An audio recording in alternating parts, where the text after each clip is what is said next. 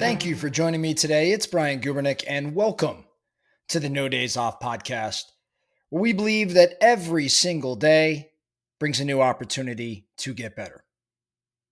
Every great leader sets the bar pretty high.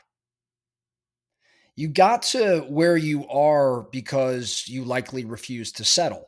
You worked harder, maybe you stayed later, maybe you learned faster, you had a better environment, whatever it may be. But there's this silent trap that I think catches many high performers once they step into leadership. This trap is this belief that if I can do it, so can you. If I can do it, so can you. It sounds noble. It sounds motivating. But in reality, it's one of the most dangerous leadership assumptions I think that we can make. Because the moment you lead with your standards as the only valid reference point, you actually stop leading others and start projecting yourself. I was just reading this article in the Harvard Business Review, and it was talking around this particular subject. And it told this story, the story of Robin. Robin was the individual's name. And the author tells the story of Robin, who was this high-performing chief revenue officer who was being considered for the CEO role. She was absolutely brilliant. She was driven. She was articulate. She was the model executive. There was a problem, though, with Robin. Her people actually dreaded working for her.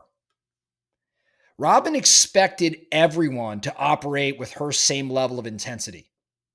She expected everyone to have the same degree of precision and to operate with the same sort of speed. And then when they didn't operate in that way, she criticized or she micromanaged. She grew pretty frustrated.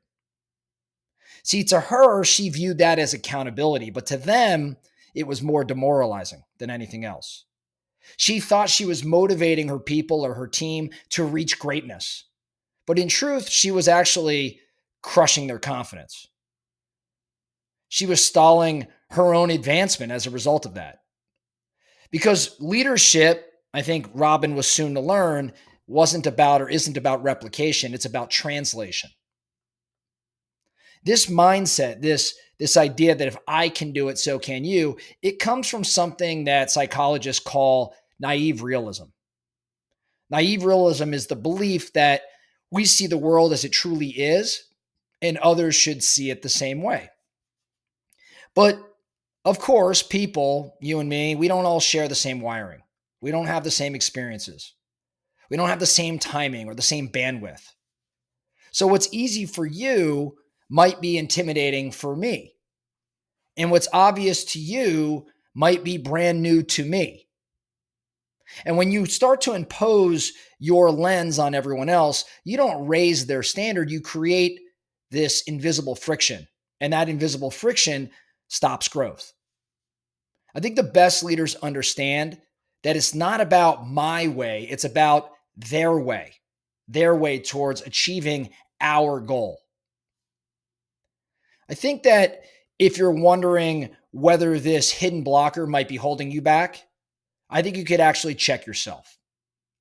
I'm going to give you 5 things, and I want you to think around these 5 statements. Number 1, you get frustrated or impatient when others don't meet your standards. Number 2, people tell you your feedback can be overly detailed or critical. Number 3, you find yourself constantly correcting others' work. Number 4, you believe your way is the right way. And number 5, you tell yourself you're just pushing them to be their best. If that list stings a little bit, good. Because as you know, what we're fond of doing here at No Days Off is bringing awareness. That's awareness. Because awareness is going to be that first step to change. So I think you've got to reframe maybe your belief. Here's how to flip this blocker into a growth accelerant. So instead of assuming if I can do it, so can you, start believing if I understand you, I can help you do it your way. I'll say that one more time. Instead of assuming if I can do it, so can you, start believing If I understand you, I can help you do it your way.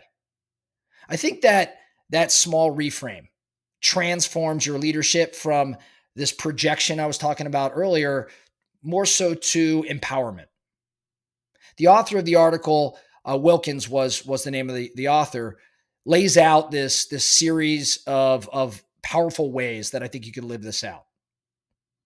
So first, when setting expectations, don't define easy or hard by your own abilities.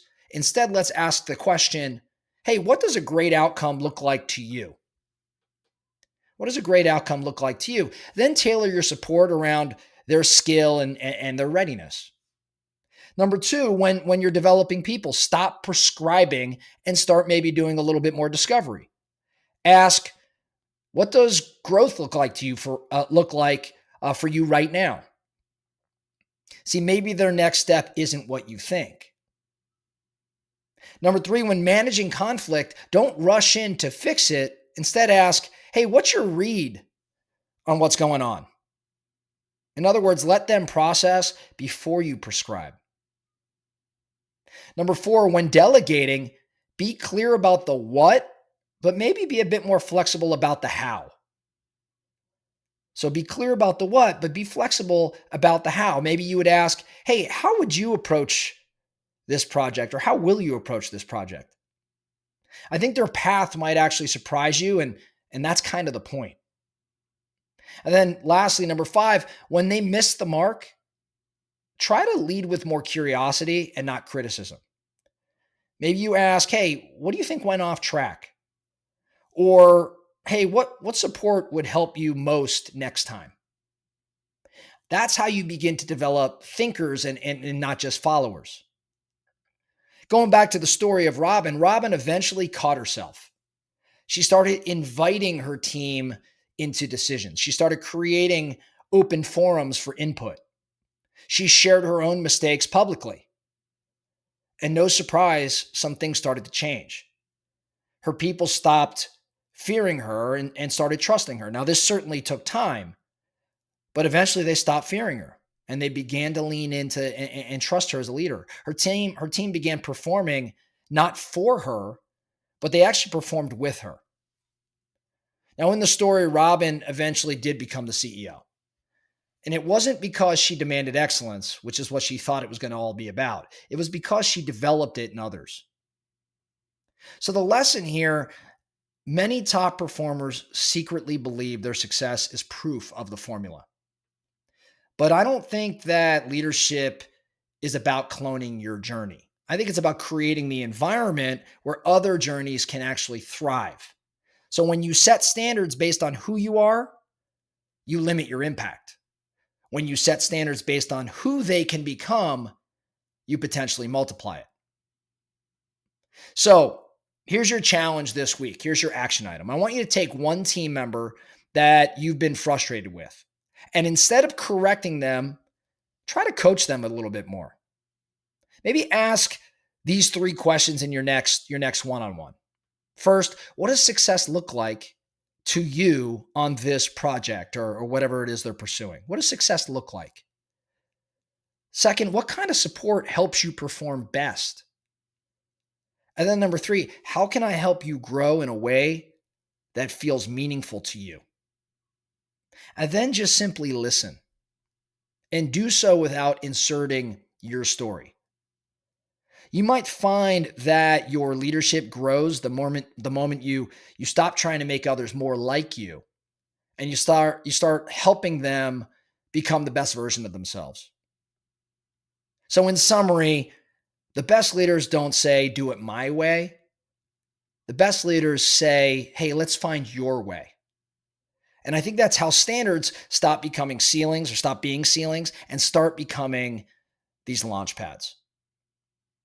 That's all I have for you today, the No Days Off podcast. Thank you so much for listening. And remember, every single day brings a new opportunity to get better. So let's get after it.